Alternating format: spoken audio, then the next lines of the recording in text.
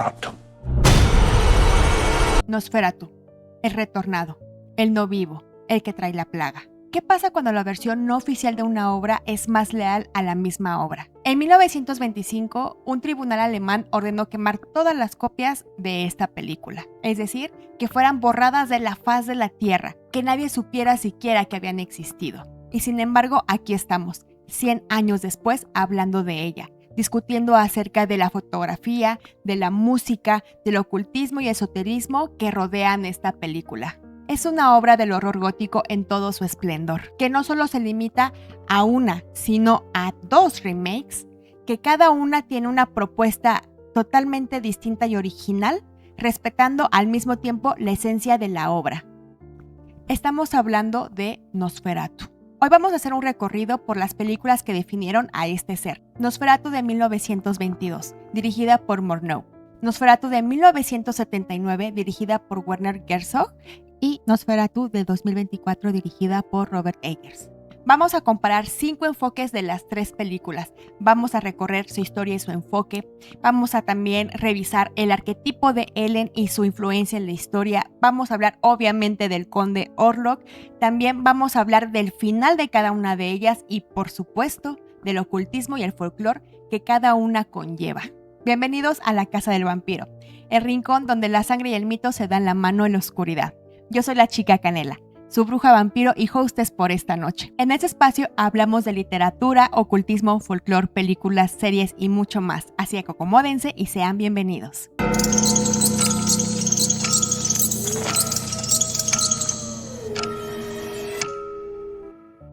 Vayamos al inicio de todo, a 1897. Bram Stoker estaba publicando su novela Drácula. Vamos a hacer un pequeño resumen por si no saben de qué trata Drácula. La novela nos presenta a Jonathan Harker, un joven abogado que viaja a Transilvania para cerrar un trato inmobiliario con un misterioso conde. Lo que Harker no sabe es que va directamente a la boca del lobo. El conde Drácula es una criatura ancestral que se alimenta de sangre y que planea mudarse a Londres para expandir su control. Aquí, Stoker consolida el arquetipo del vampiro aristócrata que también es a cierto punto seductor, que puede ser culto y que camina sobre todo bajo la luz del sol, pero esta luz del sol apaga sus poderes. ¿Es terror? Sí.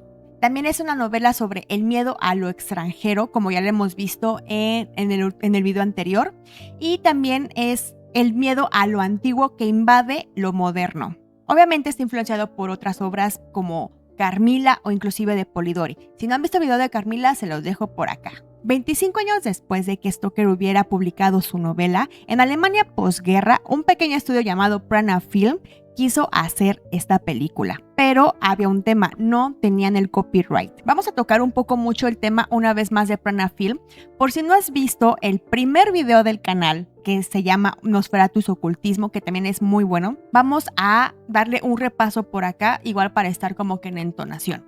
Se podría decir que este video es la continuación de ese primer video largo, entonces acomódense. Prana Film era un estudio con raíces ocultistas porque sus fundadores estaban interesados en este tipo de prácticas, tanto en la parte de espiritismo como el estudio de lo sobrenatural. Pero debido a que era un estudio muy pequeño y que querían hacer esta película y no contaban con los derechos, simplemente se les ocurrió una solución muy fácil: cambiar los nombres, la locación, inclusive las reglas del vampirismo y también cambiar un poco el final. Con estos cambios ellos pensaron que no iba a haber problema con la adaptación y de esa manera Drácula se convirtió en el Conde Orlok.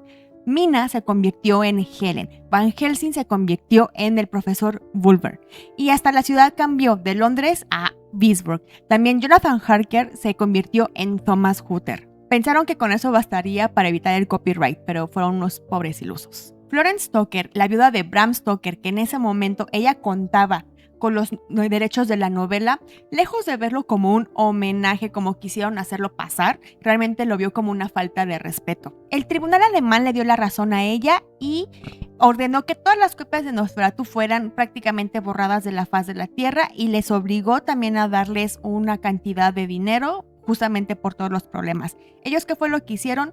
Sí cumplieron con la parte de las copias, pero en la parte del dinero ellos decidieron decir que estaban en bancarrota. Algunas copias, afortunadamente, ya habían salido de Alemania, porque habían viajado a ciertos festivales, habían caído también en manos de ciertos coleccionistas. Entonces, realmente esas copias que no estuvieron en las manos de Florence sobrevivieron y gracias a ellas es lo que tenemos ahora como Nosferatu. Sin embargo, lo que iba a ser una simple nota de pie de la historia del cine, se convirtió en una de las películas de terror más influyentes jamás filmadas, creando su propia leyenda apartada de Drácula. Con esta introducción, vayamos con el análisis. Historia y enfoque. Me gustaría aclarar algo. Estas obras son el remake de la copia, pero al mismo tiempo también suman y expanden el universo de Nosferatu. Y les voy a explicar por qué. Estamos ante 3 formas completamente distintas de entender qué es el horror. Y recuerden, esto depende también del contexto histórico y social en el que se hicieron. Como toda película, Nosferatu es un espejo narrativo de su época. Vamos con la primera. Nosferatu de 1922, el horror como una plaga colectiva. Murnau, el director de la película, firma en una Alemania que es un país devastado, empobrecido por la Primera Guerra Mundial, todavía procesando los millones de muertos que esta provocó, y la más reciente, la pandemia de la gripe española. Todo esto se va notando en cada uno de los fotogramas de la película de Nosferatu. La película no trata a Orlok como tal en una amenaza individual, sino como una amenaza a toda la sociedad. Es decir, literal, una plaga. Literalmente, cuando Orlok viaja de Transilvania a Visborg, no viaja solo, viaja con un cargamento de ratas, y a donde llega la gente empieza a morir en masa. Las ratas siempre se han conocido por ser un símbolo de enfermedad. El enfoque de Murnau retrata esta realidad a través de las escenas de los ataúdes siendo descargados por las calles, de ciudadanos aterrados que se están encerrando en sus casas. Esto representa un dolor colectivo, es un horror social que un país que acababa de enterrar millones de personas lo capta de manera directa. Obviamente todo esto de la mano con el expresionismo alemán, que es ese estilo de sombras exageradas, ángulos también medio raros, que parecen devorar a los personajes a través de la arquitectura. Esto no solamente es un capricho estético, sino más bien es la forma en que el cine alemán de posguerra estaba procesando su propio trauma. Un mundo visualmente torcido, porque el mundo real también lo estaba, sin mencionar que era el estilo de la época, en donde las películas carecían de un diálogo, es decir, que era un cine mudo. Y la exageración de los actores, acompañadas de las láminas de texto, transmitían todo de la atmósfera. De eso solamente se valían. Casi 60 años después, Werner Herzog decidió no reinventar la rueda, sino simplemente decide dialogar con ella. Herzog era parte de una nueva ola del cine alemán que buscaba reconectar con sus raíces y al mismo tiempo también le quería dar un homenaje a Murnau.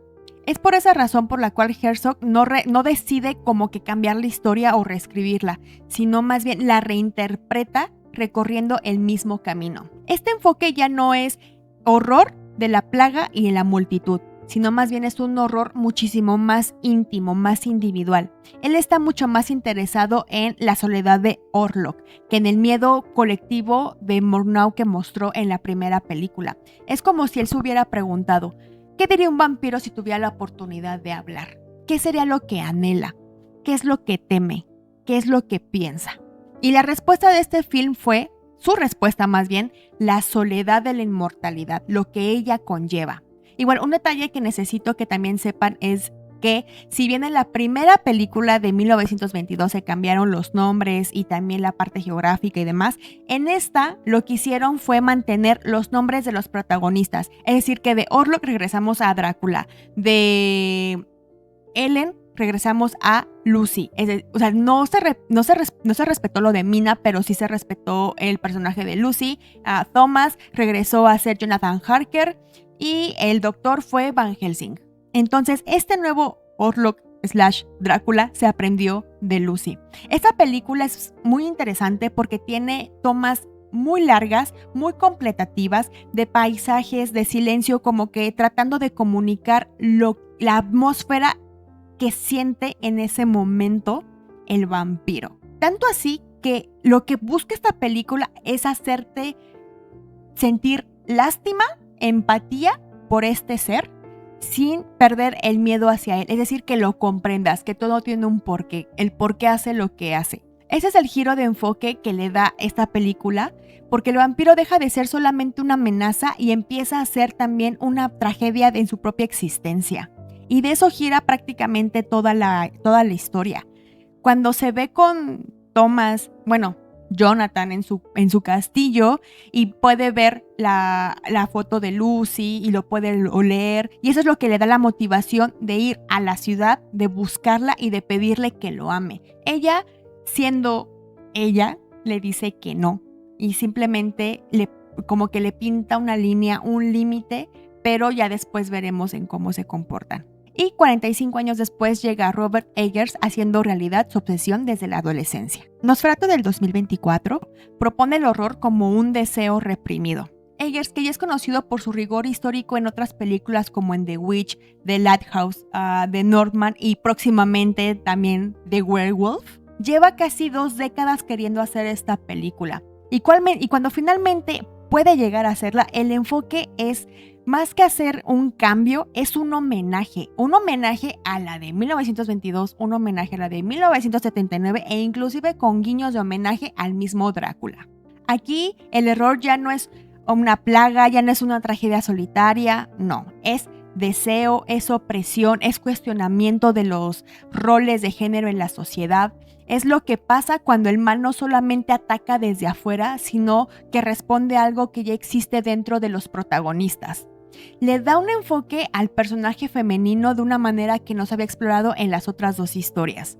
Por eso ya lo veremos más adelante en la siguiente sección. Eggers, con todo lo que tiene a la mano, construye una atmósfera muy opresiva, muy oculta, donde el gótico simplemente luce. Se combina con una sexualidad muy explícita para los estándares de las versiones anteriores. Esta esencia es una suma tanto del horror de 1922 como del erotismo de 1979.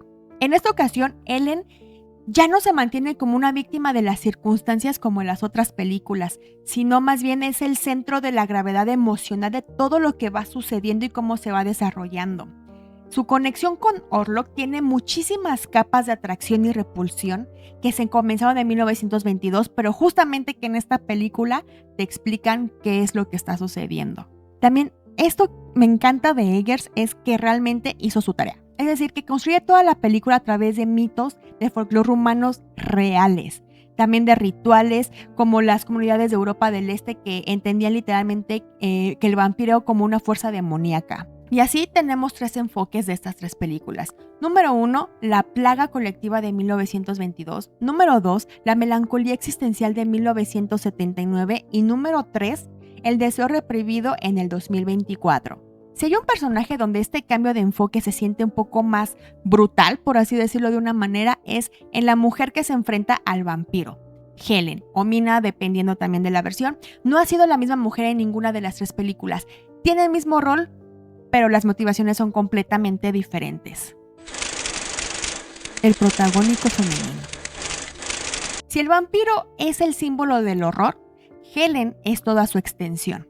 Es quien lo enfrenta, quien lo entiende hasta cierto punto. En las 3 versiones, quien termina sacrificándose por todos los demás. Las protagonistas tienen un don, tienen un sexto sentido, tienen una relación psíquica con Orlok, pero cada una lo va desarrollando de manera distinta. El cómo y el motivo de ese sacrificio ha cambiado de manera radical en estos 100 años. Y ese cambio nos dice tanto de la evolución del cine, de cómo escribir papeles para mujeres, historias contadas acerca de mujeres, y una vez más, el contexto histórico importa porque es el reflejo de su época. Por ejemplo, en Ellen, en Nosferatu de 1922, ella simplemente es un instrumento. En la versión de Murnau, Ellen es interpretada por Greta Schroeder y su función narrativa es un tanto limitada comparado con lo que se vendrían después.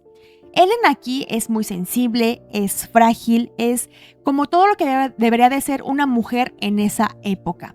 En el cine mudo de la época, como ya les mencionaba, no había diálogos, por lo tanto se tenían que valer de las expresiones demasiado exageradas, de las láminas de diálogo, de los brazos que los movieran de aquí, de un lado y del otro. Y eso es justamente lo que hace Greta. Por lo tanto, las manos en el pecho, las miradas al cielo, el peinado inclusive, cómo lee el libro, todo eso es lo que constituye toda la personalidad de Ellen. Esa es una Ellen que presiente el peligro de manera mística, es sonámbula, tiene visiones, pero no olvidemos que no tiene una agencia real sobre la trama, ella no lo controla, simplemente es parte de las consecuencias. Las cosas que le pasan a ella no las provoca. Su sacrificio final, que es quedarse despierta con Orlok hasta que cante el gallo, que qué buena escena, se las voy a poner por aquí. De esta manera ella lo retiene con su propia presencia hasta que el sol se asoma y lo destruye. Eso obviamente no existía en la novela de Drácula, eso fue como que una regla que aplicaron los de Prana Films para cambiarlo un poco a la historia de Drácula, pero también al mismo tiempo puso un precedente acerca de cómo deberían de matarse los vampiros. Narrativamente, este acto está enfocado hacia una pureza religiosa que era la que se esperaba de Ellen. Ellen muere porque ella es virtuosa, porque es la doncella que se sacrifica, es el arquetipo que se refleja directamente en la tradición gótica del siglo XIX. En esta decisión de Ellen no hay ambigüedad, no hay momento de confusión, simplemente ella lo hace porque su entrega es lo que se espera de ella. Ella es víctima de las consecuencias que se desarrollan a su alrededor, pero ella no pidió nada de lo que está pasando. Sin embargo, ella realiza el sacrificio. Sin embargo, Herzog, 70 años después, en la siguiente película de Nosferatu, sí mantiene la estructura del sacrificio, pero le inyecta algo que no se tenía en 1922, que es la profundidad emocional. Lucy, de 1979, es la mujer que decide. En la versión de Herzog, Isabella Gianni interpreta a Lucy, que como ya mencionamos se quedaron con los nombres de la novela original para que no se me confundan tanto. A Gianni le da a este personaje una presencia magnética que, a diferencia de la película de 1922, no se tenía, porque como ya lo mencionábamos no tenía las mismas herramientas, ni las herramientas técnicas ni narrativas, pero con el talento de la misma Isabel, con ya el cine sonoro, ya otro tipo de planos prolongados, otro tipo de técnicas de fotografía, es una actuación un poco más natural. Todo esto permite que veamos el conflicto interno de Lucy de una manera muchísimo más humana y obviamente también la interacción con el conde Drácula. El sacrificio no se cambia, sigue al pie, pero Herzog le da a Lucy un momento crucial que cambia prácticamente la lectura del mismo personaje. Ella sabe que Orlok la pretende, la desea y ella lo rechaza. Y mientras se desarrolla toda la trama, ella también al mismo tiempo se da cuenta de que nadie más puede detener a Orlok. Su esposo, Jonathan, está enfermo, entonces toda la responsabilidad queda sobre sus manos, entonces ella elige activamente ser el cebo. Ella es la que lo invita a pasar, ella es la que lo busca. Prácticamente es el mismo hecho, pero desde una motivación más proactiva, no pasiva. Es una decisión consciente para enfrentar al mal cuando los hombres a su alrededor, incluyendo el Dr. Van Helsing, ni siquiera la apoyan. En esta cinta, Van Helsing ni siquiera le cree ya hasta que ya es muy tarde, hasta que ella ya ha perdido la vida y puede ver el cadáver de Drácula al lado de su cama. El cambio sutil pero importante: Lucy no muere por accidente de su pureza, sino más bien ella muere porque lo decide. Con este cambio, con este giro, ahora nos damos una vuelta a 2024 con Robert Eggers, que no solamente le da una agencia a Ellen, sino que la convierte en el centro absoluto de toda la historia. Regresamos al nombre de Ellen, ahora aquí, en esta película, y ella es el centro de gravedad de todo. Lily Rose Depp es quien interpreta a Ellen, que desde el primer acto es tratado de una forma completamente distinta a las predecesoras. Se da la profundidad de la relación con Orlok. Ella ya tiene una conexión con él porque algo oscuro, entre comillas, existía dentro de ella. Eggers construye a Ellen a través de un erotismo y un deseo explícitos, pero que nacen de ella, algo que los otros dos directores anteriores no pudieron hacer de manera directa.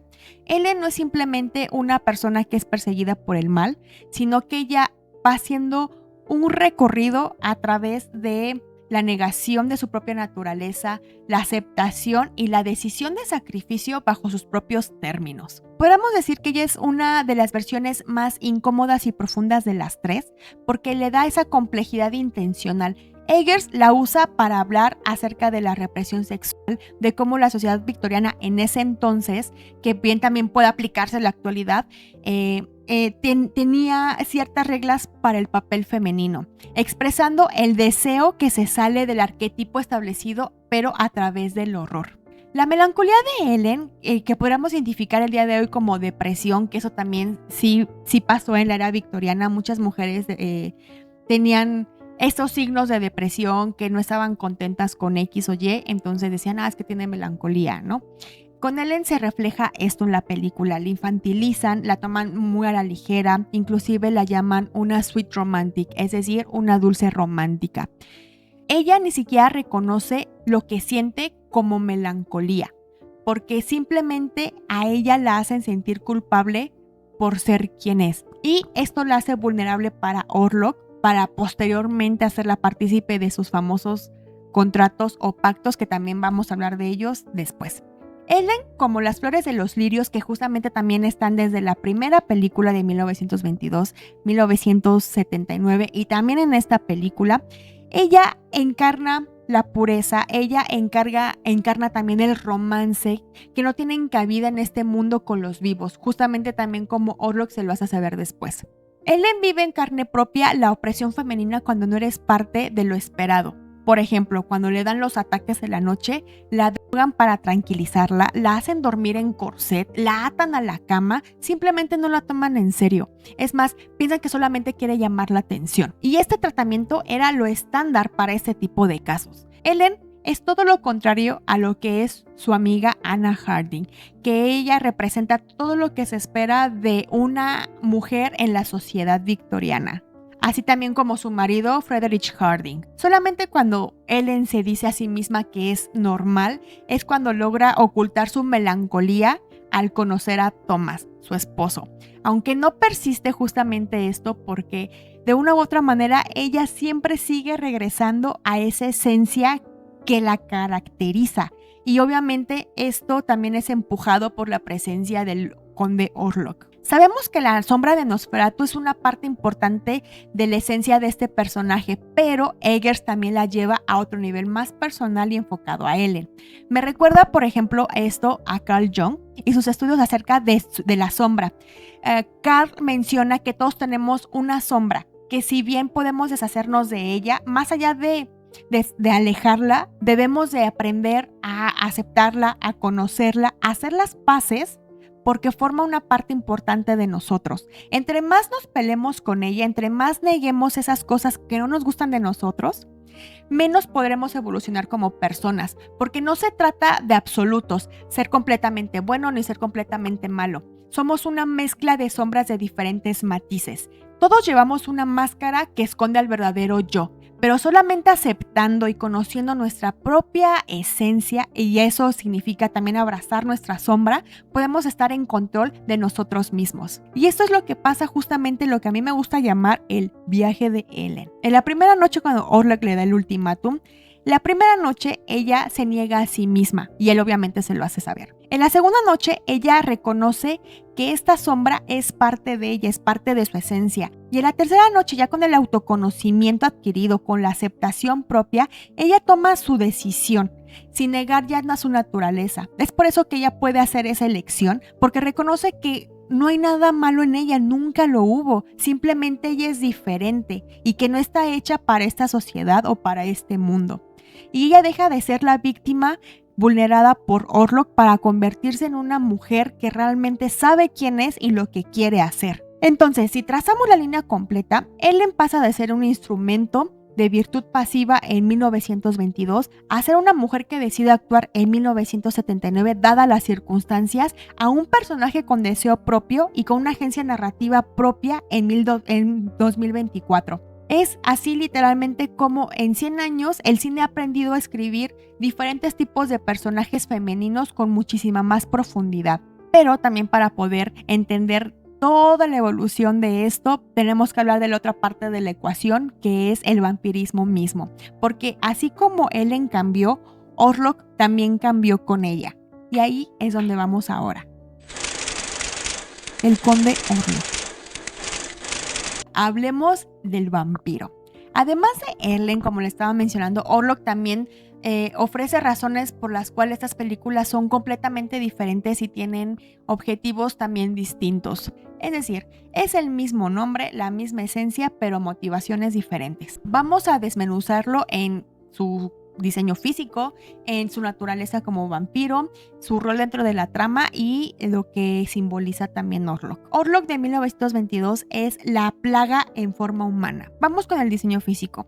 Max Schreck fue el actor que dio vida al conde Orlok y constituyó una de las siluetas más icónicas de la historia del cine, con recursos mínimos. Un cráneo calvo, orejas puntiagudas, alargadas, dedos larguísimos terminados en garras, una postura rígida casi cadavérica, y no hay nada seductor en este diseño.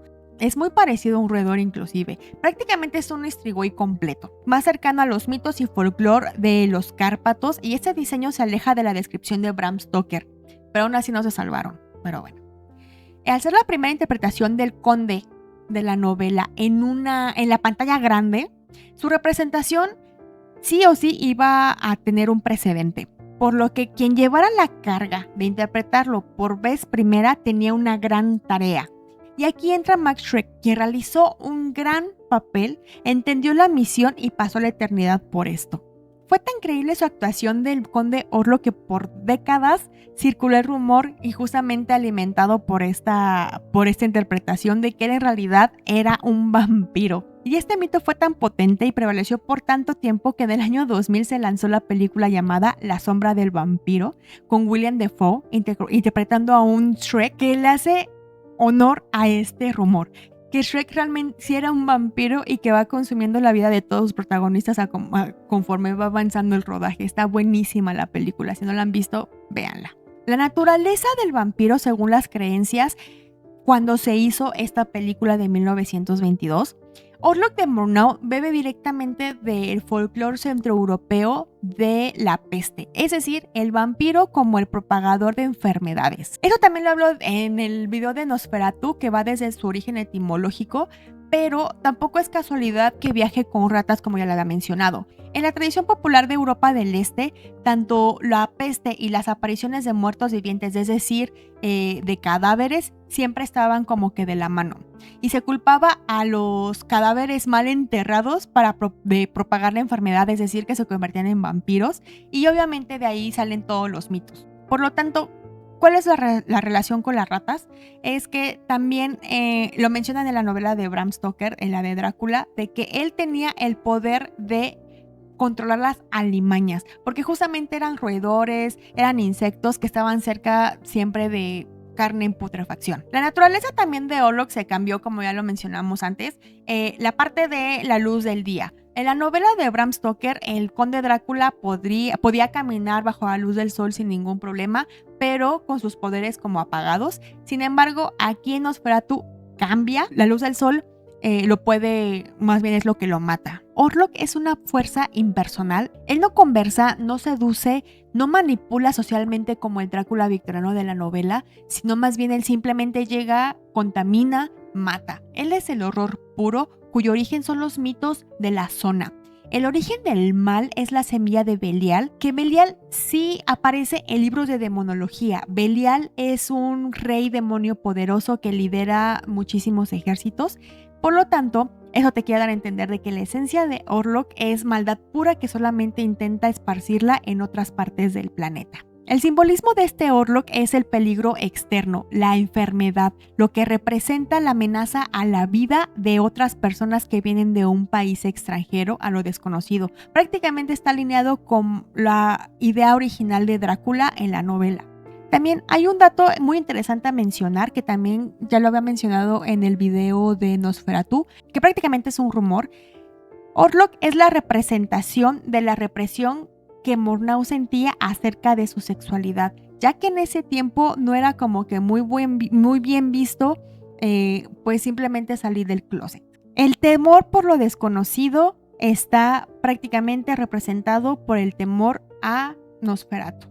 Ahora vayamos a Orlok de 1979, El Condenado. Klaus Kinski es el actor que da vida al conde Drácula en esta película y prácticamente es una calca de cómo habían caracterizado a Shrek.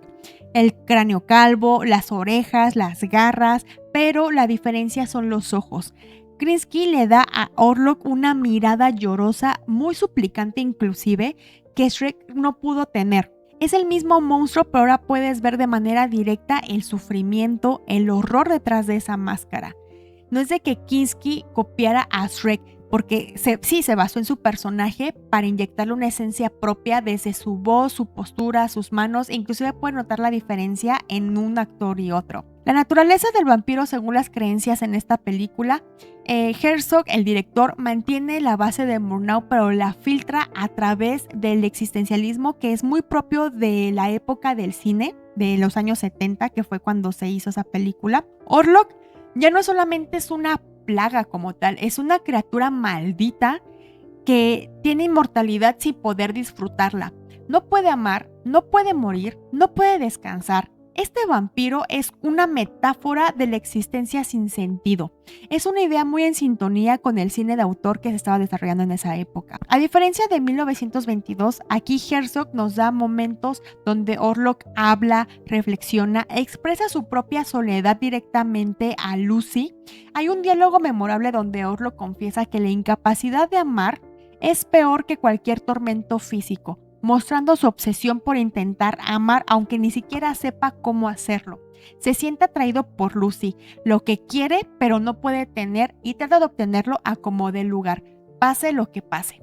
El simbolismo de Orlok de 1979 o El Conde Drácula representa el peso del tiempo y la soledad radical. No es como tal una amenaza social como en la película anterior, sino más bien es una advertencia filosófica sobre lo que significa vivir para siempre sin conexión humana real. Es un deseo de lo que realmente la inmortalidad puede causar en un ser que no tiene humanidad, pero que añora ser notado.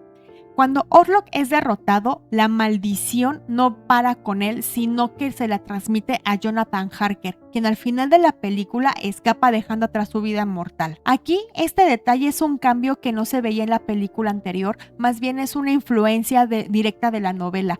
En la película anterior no se ve más bien que Orlok pueda crear nuevos vampiros, pero en esta película sí lo podemos notar. Y siendo este Orlok prácticamente el mismo ser de la película anterior, pero le da una profundidad distinta con más capas que explorar. Hace que tengas un poco de empatía por él inclusive. Ahora vayamos al Orlok del 2024, el deseo ancestral. Bill Skarsgård es el actor que se metió en el abrigo de Orlok. Rompe deliberadamente con la silueta que ya veníamos viendo y creo que fue un gran guiño, creo que fue una muy buena decisión. En vez del cráneo calvo en forma de rata, este Orlok tiene bigote, nariz, inclusive un poco de cabello. Es una presencia más cercana a lo que conocemos actualmente a cómo era Vlad Tepes. Que no olvidemos que Bram Stoker solamente tomó el nombre de este personaje para poder desarrollar el personaje de Drácula. Eggers investigó específicamente la vestimenta y la apariencia de nobles rumanos para este papel. La voz también es un trabajo que hay que señalarlo. Skarsgård modificó su registro vocal drásticamente. Si mal no recuerdo, también estaban mencionando que él tomó clases con un cantante de ópera justamente para que le ayudara a regular las notas de su voz para que sea un poco más un tono más gutural cuando hablara. Es prácticamente, cada vez que habla es como una voz inhumana. Su altura también de casi 2 metros hizo el truco, entonces le salió súper bien. La naturaleza del vampiro de este Orlok es más fiel entre comillas, porque prácticamente lo que estuvo estudiando Eggers fue lo que estudió Bram Stoker 100 años antes. Ambos se sumergieron en el folclore rumano de creencias reales acerca de los Istrigois, es decir, de los muertos que van retornando, pero expandió estos recursos y estos guiños de Orlok hacia rituales de protección, la idea de un vampiro como entidad demoníaca que también va de la mano con una posesión. No solamente succiona sangre y ya, sino más bien Orlok es un mismo creador de hechizos, es un mismo cultista, que también eso va de la mano con la esencia de Nosferatu de 1922. Como les mencionaba, Alvin Grau, que fue el cofundador de la Prana Films, la productora que hizo Nosferatu, él también era ocultista. Y añadieron ellos en su primera película el idioma enoquiano, que es el lenguaje de los ángeles, que es un hechizo que Orlok manda a Nock, es decir, el Renfield de esta película. Se respetó justamente también esta naturaleza con Robert Eggers. Aquí Orlok no solamente es un depredador, sino es una entidad casi demoníaca con poder sobre la voluntad y el deseo de sus víctimas. No solamente sobre sus cuerpos.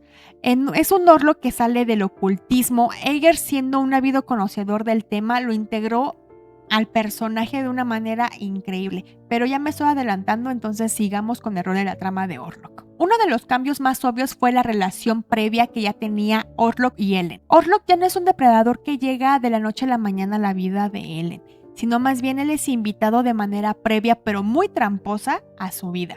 Este Orlok le gusta hacer pactos, pero son pactos que no son transparentes. Este Orlok es muy tramposito. Este Orlok llega a reclamar lo que es suyo y de pasada creando caos, no solamente en la ciudad, sino también en todos los seres queridos que rodean a Ellen.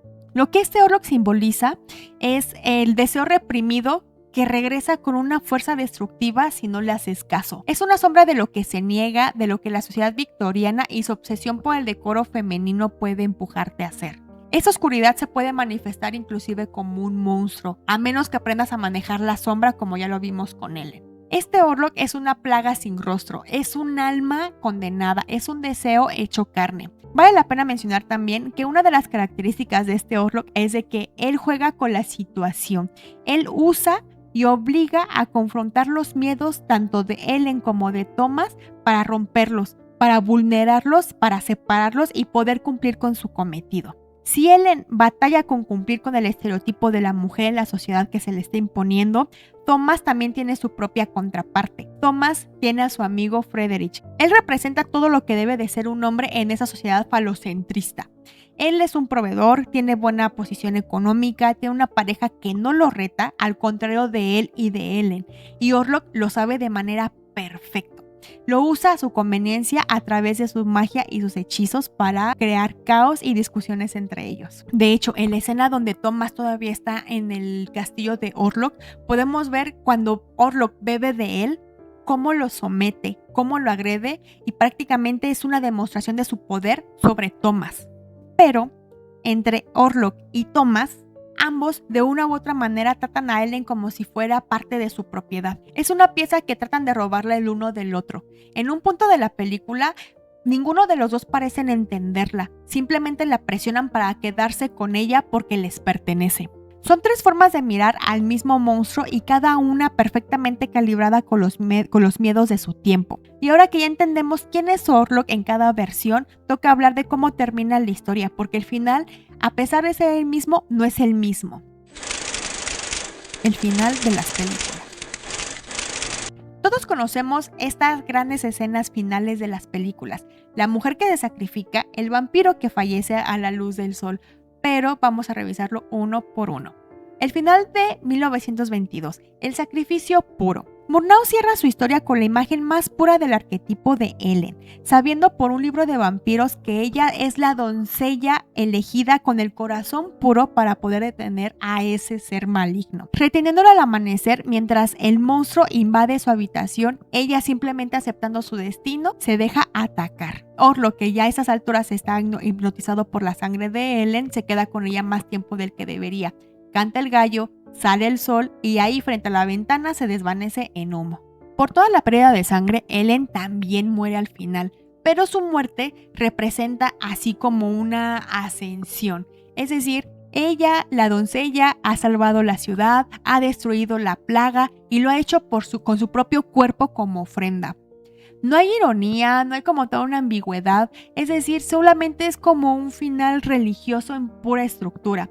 El bien puro vence al mal a través del sacrificio. La damisela que siempre está dispuesta a la abnegación. Una vez más, era el papel destinado de las mujeres en esa época. Thomas trata de protegerla, pero sin realmente saber qué dirección tomar o exactamente qué hacer. Ahora vayamos al final de Nosferatu de 1979.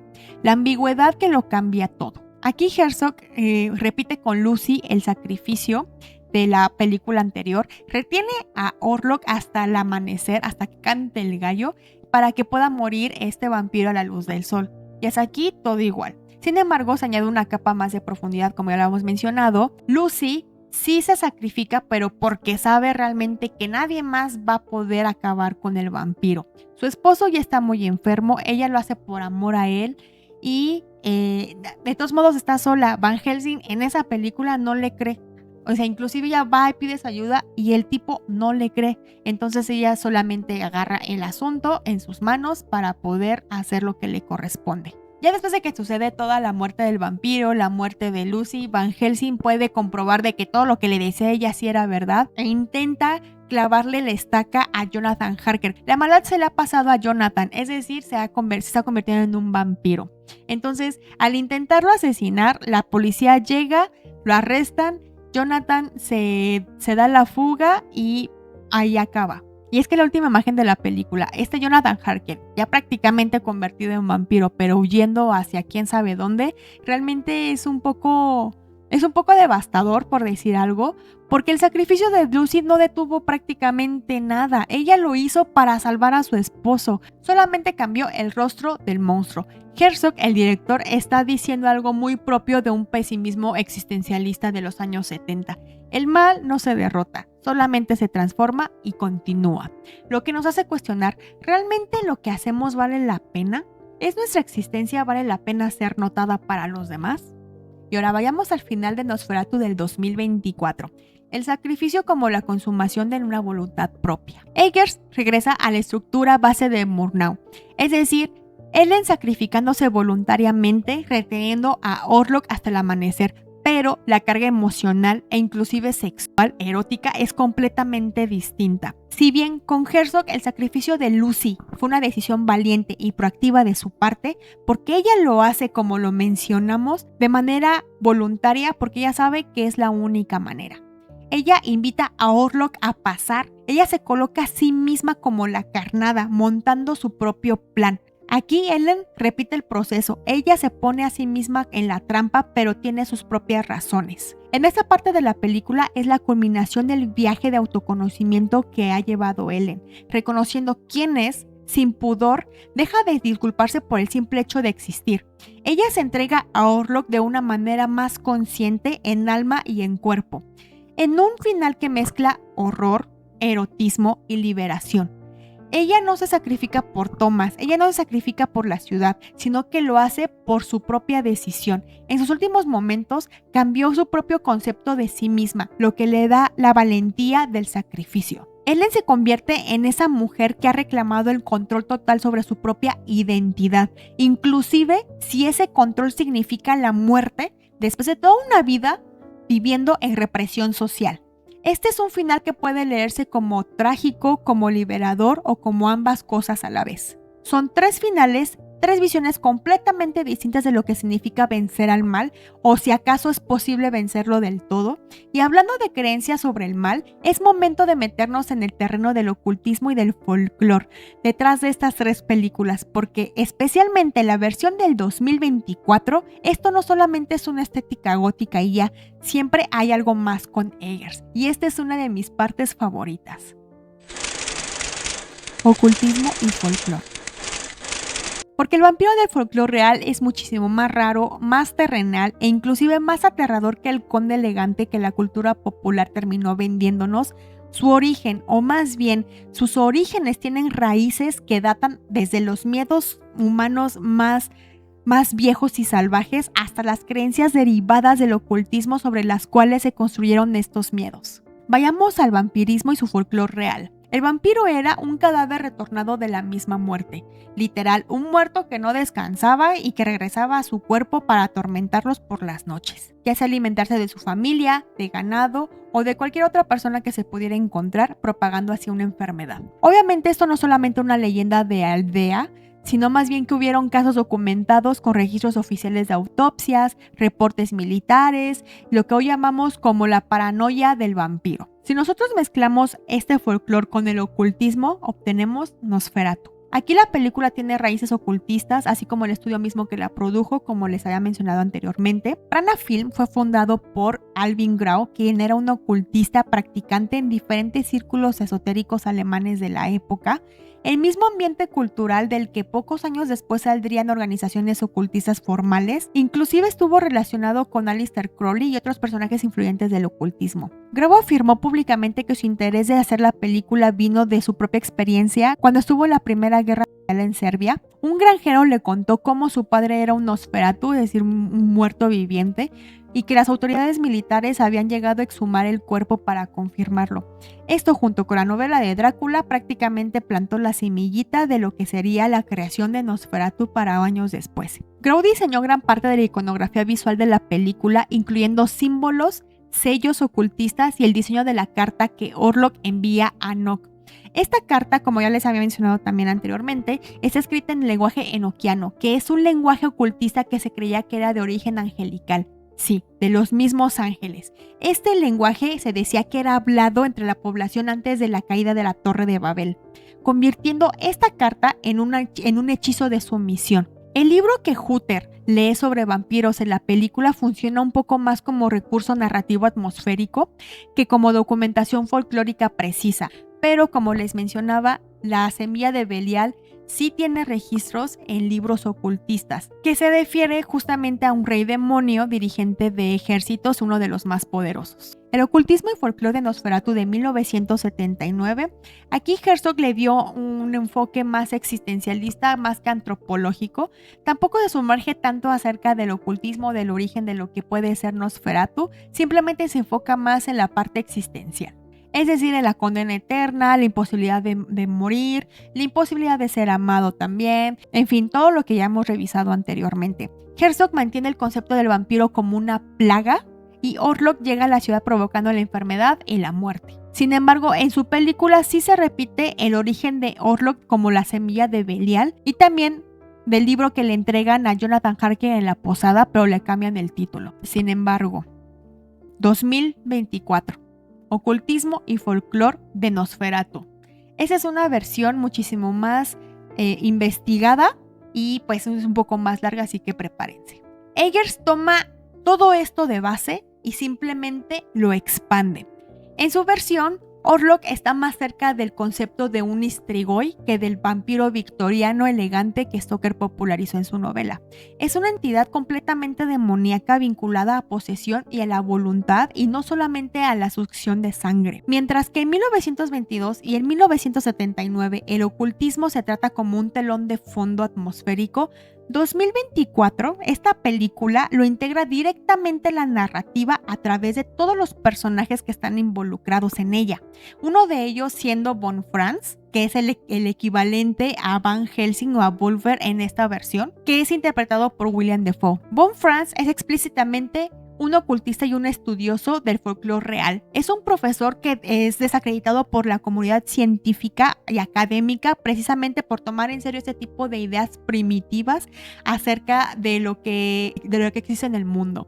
Es un guiño directo de cómo la ciencia victoriana rechazaba ya a esas alturas el folclore rural con la que la gente había estado pues siendo acompañada durante tantos años y lo tomaban como una superstición atrasada, incluso cuando ese folclore tenía siglos de observación empírica detrás, pero porque ya venía la ciencia y demás. El personaje de Von Franz, si ustedes se ponen atención en la película, habla de pura alquimia, mencionando conceptos del hermetismo, nombres como Paracelso o como Agripa. Estas personas eran ocultistas y alquimistas con estudios de ocultismo, creando también una balanza entre la religión, las leyendas y la ciencia oculta. Habla también del libro Mysteriorum Libri Quinque, que este sí es un libro real con 5 cuentos de misterios de la magia enoquiana, lo que ya habíamos mencionado, y que fue escrito por John Dee, que también fue un medium en cuyas sesiones se comunicaba con seres angelicales que le compartían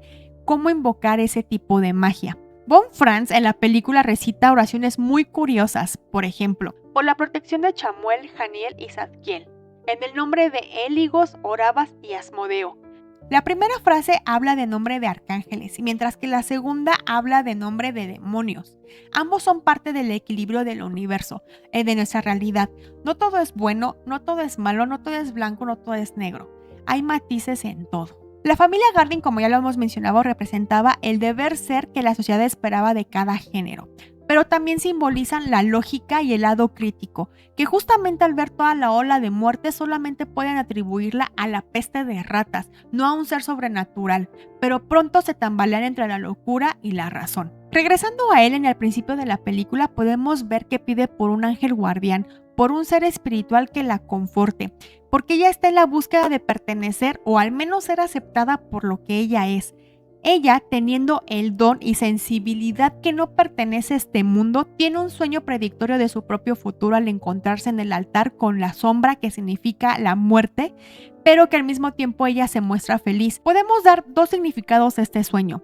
Número uno, la más obvia, que esa sombra es la relación que tiene con Orlok y que a pesar de que la acosa, ella se rinde y sucumbe a la misma sombra. O número 2, que esta sombra es su propia sombra. Tomando el concepto que ya habíamos mencionado acerca de Carl Jung, hasta que ella no acepta su propia sombra no puede ser feliz. En la película nos presentan símbolos que son basados en creencias de brujería o esoterismo o magia. Por ejemplo, la encrucijada del camino. En la escena vemos a Thomas en la encrucijada de caminos antes de llegar al castillo de Orlok. Se creía que este tipo de caminos eran un punto clave de reunión entre el mundo físico y espiritual, ideal para poder crear pactos con lo sobrenatural. Y también es muy obvia la relación entre los gatos contra las ratas. Los gatos eran considerados como guardianes protectores de lo divino, y las ratas, como ya lo mencionábamos, eran la plaga. En las tres películas, las protagonistas tienen una relación estrecha con los gatos. Inclusive en Nosferatu del 2024, la gata de Ellen se llama Greta, en honor de la actriz Greta Schroeder, quien interpretó a la primera Ellen. En la aldea de los gitanos, cuando Thomas va en camino a encontrarse con el conde Orlok, él es testigo de un antiguo rito de identificación de vampirismo.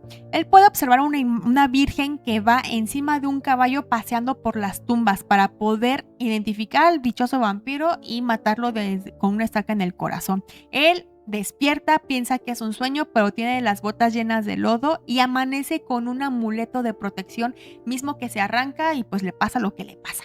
Esos son ritos que sí están justamente registrados de lo que sucedía en esas áreas de Europa. Ahora, vayamos a lo que realmente está, pero pesado.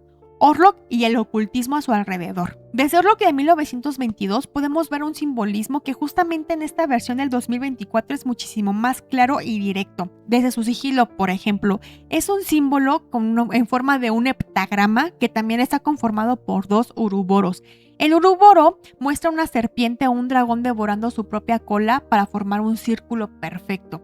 Representa la eternidad, el ciclo sin fin de la vida y la unión del principio con el fin, la volatilidad y un cambio constante de ciclo. Lo que se puede traducir de este heptagrama es la palabra Salmoxis, que es el dios de los dacios. Orlok en la película habla este idioma, dacio. Este dios Salmoxis es el dios supremo y celestial de este pueblo, asociado con la inmortalidad y con la sabiduría, quien descendió al inframundo, es decir, a lo oculto, y salió de las sombras. Salmoxis tiene que ver con el retorno a la muerte, con la promesa de la vida eterna, la inmortalidad del alma, no del cuerpo. Por lo que podemos intuir que es por esta razón que Orlok debe de alimentarse de sangre para mantener su cuerpo andando, y también porque no importa qué tanta sangre beba, la imagen putrefacta de cadáver nunca se va a desvanecer. El heptagrama también significa los 7 planetas de la alquimia y los 7 talismanes de la magia enoquiana. Este sigilo lo podemos ver en todos lados, desde la carta que le llega a Nock, así como el sarcófago de Orlok, su anillo, prácticamente su firma. Pero ¿cuál es la conexión real de Orlok con todo esto? Se menciona en la película que Orlok es un Solomonari. ¿Qué es esto? Se dice que son personas que en su vida fueron hechiceros negros, que hicieron un pacto con el demonio para la inmortalidad. También se creía que los Solomonari eran aprendices de magia oculta y el 10º de los hechiceros era ofrecido en sacrificio a cambio de la vida eterna. Este hechicero era Orlok. Eso también puede explicar la obsesión de Orlok por los pactos, ya que en la película vemos 3. El primer pacto toma lugar entre Orlok y Ellen, cuando ella era adolescente, engañándola para que aceptara dejarlo entrar en su vida, comenzando su conexión psíquica. El segundo pacto es el que hace con Thomas, haciéndolo firmar un contrato en un idioma que no conoce, que es el dacios, bajo el cual renuncia a Ellen como su esposa a cambio de oro. Y el tercer pacto es el ofrecimiento de la misma Ellen en plena voluntad, porque según en palabras de Orlok, ella no puede ser robada. Claro, obviamente después de quitarle la vida a su amiga, a sus hijas y le engaña para lograr su cometido. Ojo, estos pactos deben de ser en alma y cuerpo. Eggers firma esta obra con su peculiar estilo que ya conocemos, planteando la duda ahí enfrente de nosotros. ¿Todo lo que vemos tiene una explicación lógica o es sobrenatural?